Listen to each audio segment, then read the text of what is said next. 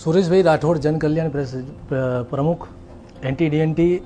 બનાસકાંઠા જિલ્લાના વિચરતી અને વિમુખ જાતિઓના પ્રશ્ન બાબતે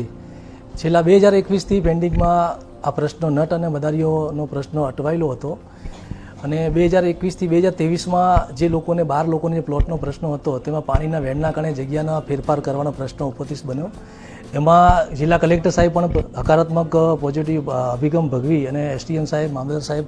સર્કલ સાહેબ, દરેક સાહેબ વહીવટતંત્રનો અમે ખૂબ આભાર માનીએ છીએ કે આ બાબત અમને સાથ અને સહકાર આપ્યો છે અને જટિલ પ્રશ્નનો ઉકેલ લાવે છે. તે બાબત સમગ્ર બનાસકાંઠા ટીમ અને કલેક્ટર સાહેબનો પણ ખૂબ આભાર માનીએ છીએ. વર્ષોથી રખડતા ભટકતા જેના નામ સરનામા વગરના ઓળખ વગરના લોકોને આજે જે ઓળખનું સરનામું મળ્યું છે તે બદલ અમે વહીવટતંત્રનો ખૂબ આભાર માનીએ છીએ. ખાસ કરીને જિલ્લા કલેક્ટર સાહેબ અને મામલતદાર સાહેબનો ખૂબ આભાર માનીએ છીએ કે વિચરતી અને મૂક જાતિઓના જે પ્રશ્ન વર્ષોથી રખડતા પેન્ડિંગમાં એ પ્રશ્નોને ધ્યાને આપી અને જે વાચા આપી છે અને લોકોને જે આજે સનતો અપાઈ છે એ બદલ વિચરતી અને વિમુખ જાતિના નટ અને મદારી સમાજના લોકો ખૂબ આભાર માને છે, આનંદી ઉત્સાહિત છે અને સમગ્ર વહીવટતંત્રનો આભાર માનીએ છીએ. ખાસ કરીને ગુજરાત સરકારનો પણ અમે આભાર માનીએ છીએ કે સરનામા વગરના ઓળખ વગરના લોકોને આજે જે નોંધ થાય છે,